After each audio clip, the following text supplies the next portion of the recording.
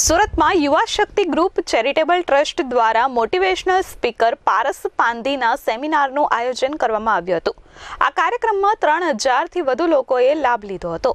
યુવા શક્તિ group charitable ટ્રસ્ટના જણાવ્યા મુજબ જરૂરિયાતમંદ લોકોની સેવાના ધ્યેય સાથે 17 વર્ષ પહેલા યુવા શક્તિ ગ્રુપ ચેરિટેબલ ટ્રસ્ટની સ્થાપના કરવામાં આવી હતી। ત્યારથી અત્યાર સુધી દાતાઓના સહયોગથી સેવા યજ્ઞ અવિરત ચાલી રહ્યો છે। ગ્રુપ દ્વારા જરૂરિયાતમંદોને મેડિકલ સહાય, વિદ્યાર્થીઓને શિક્ષણમાં મદદ કરવી, વિધવા બહેનોને પગભર બનાવવા અને ગરીબ જરૂરિયાતમંદોને અનાજ કરિયાણાની કીટનું વિતરણ કરવામાં આવે છે। સાથે જ લોકોના જીવનના સાચા માર્ગ પર આગળ વધે તે માટે પણ વિવિધ કાર્યક્રમોનું વર્ષ દરમિયાન આયોજન કરવામાં આવે છે, જે અંતર્ગત યુવા શક્તિ ગ્રુપ ચેરિટેબલ ટ્રસ્ટ દ્વારા મોટિવેશનલ સ્પીકર પારસ પાંધીના સેમિનારનું આયોજન કરવામાં આવ્યું હતું। આ કાર્યક્રમમાં 3000થી વધુ લોકોએ ભાગ લીધો હતો।